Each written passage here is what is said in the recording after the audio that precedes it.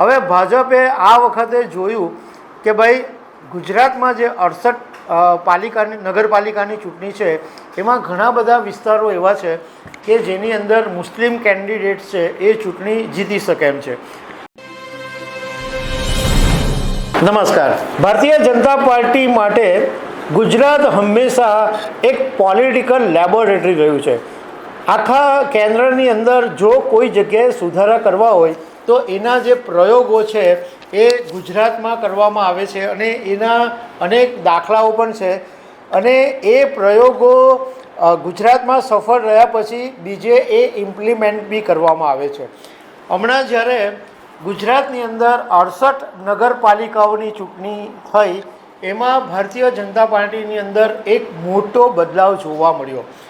આ નગરપાલિકાની ચૂંટણીમાં ભાજપે ઘણા બધા મુસ્લિમ લગભગ 130 મુસ્લિમ સમાજના લોકોને ટિકિટ આપેલી. એમાંથી 82 જેટલા ઉમેદવારો આ નગરપાલિકાની ચૂંટણીમાં જીત્યા છે.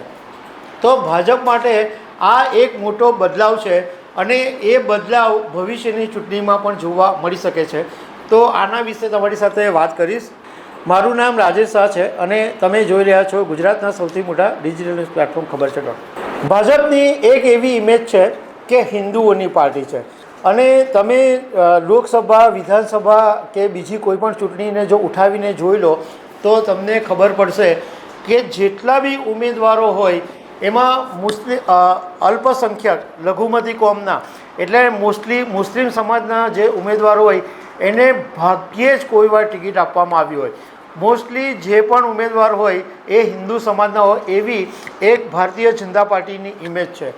બીજું કે ભારતીય જનતા પાર્ટીનો એક એવો સિદ્ધાંત બી છે કે કોઈ પણ એવા જ ઉમેદવારોને ટિકિટ આપવામાં આવે કે જે કોઈ બી રીતે એ વિસ્તારમાં ચૂંટણી જીતવા માટે સક્ષમ હોય. પછી બાકીનું બીજું બધું વસ્તુ છે એને ભાજપ ગૌણ ગણે છે. પણ એમ લાગે કે આ ઉમેદવાર આ વિસ્તારની અંદર ચૂંટણી જીતી શકે છે તો ભાજપ એની પર દાવ રમી રહી છે. હવે 2007 પહેલાંથી આમ જોવા જઈએ ને તો મુસ્લિમ સમાજના ઉમેદવારો પર એટલું બધું ભાજપનો પ્રભાવ હતો જ નહીં. પરંતુ 2007 પછી થોડું ભાજપે મુસ્લિમ સમાજના ઉમેદવારોને મહત્ત્વનું આપવાનું શરૂ કરેલું અને 2008થી થોડુંક મહત્ત્વ હતું. પરંતુ આમ જો મુસ્લિમ સમાજના ઉમેદવારોને ટિકિટ તો આપવાનું કામ ભાજપ કરતી જ નહીં હતી. જ્યારે કોંગ્રેસ પાર્ટી છે એમાં સૌથી વધારે મુસ્લિમ ઉમેદવારોને ટિકિટ આપતી હતી.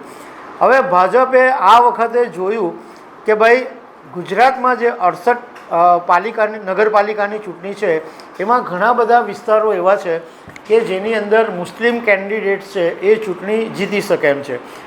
તો 130 જેટલા મુસ્લિમ ઉમેદવારોને ટિકિટ આપવામાં આવી અને એમાંથી 82 જેટલા ઉમેદવારો ચૂંટણી જીતીને આવ્યા. હવે ગુજરાતના પ્રદેશ પ્રમુખ છે યજ્ઞેશ દવે, એમણે મીડિયા સાથેની વાતમાં એક વસ્તુની ચોખવટ કરી કે અત્યાર સુધી યુનિફોર્મ સિવિલ કોડ, ટ્રિપલ તલાક, વકફ બોર્ડ આ બધા જે મુદ્દાઓ હતા એ ઉઠાવીને વિપક્ષો ભારે હંગામો મચાવી રહ્યા હતા અને મુસ્લિમ મત બેંક છે એ કબજે કરવા માટેની એમની કોશિશ હતી. પરંતુ આ 68 નગરપાલિકાની ચૂંટણીમાં એ જોવા મળ્યું છે કે મુસ્લિમ મતદારો છે એ હવે ભાજપની સાથે મજબૂતીથી સાથે આવી રહ્યા છે અને એટલા માટે જ આ વખતે ભાજપે 130 ઉમેદવારોને ટિકિટ આપી અને એમાંથી 82 ઉમેદવારો જીતીને આવ્યા. તો ભાજપ હવે રણનીતિ બદલી શકે છે અને આગામી હવે વિધાનસભાની ચૂંટણી આવે અથવા મહાનગરપાલિકાની ચૂંટણી આવે તો એમાં મુસ્લિમ ઉમેદવારોની ટિકિટ આપવા માટે ભાજપ વિચારી શકે છે. આગામી દિવસોમાં આપણને ખબર પડશે કારણ કે હવે ડિસેમ્બરમાં જ મહાનગરપાલિકાની ચૂંટણી પણ આવી રહી છે. કોંગ્રેસે હવે ઊંધું કર્યું છે. કોંગ્રેસ અત્યાર સુધી એવું કરતી હતી કે મોટે ભાગે જે મુસ્લિમ ઉમેદવારોને ટિકિટ આપતી હતી પરંતુ કોંગ્રેસે એ વલણ હવે ઘટાડવા માંડ્યું છે અને કોંગ્રેસને એવું લાગ્યું કે મુસ્લિમ ઉમેદવારોને ટિકિટ આપવાથી નુકસાન થાય છે તો એટલે કોંગ્રેસ હવે મુસ્લિમ ઉમેદવારોને ટિકિટ આપવાનું ઓછું કરી દીધું છે. તો ભાજપે એની સામે આ નવો પ્રયોગ કર્યો છે અને જે વિસ્તારોની અંદર મુસ્લિમ ઉમેદવાર જીતે એવી તાકાત ધરાવતા હોય એને ટિકિટ આપવામાં આવી રહી છે. તો દર્શક મિત્રો, આવી અનેક વાતો સાથે અમે તમને મળતા રહીશું. Thank you very much.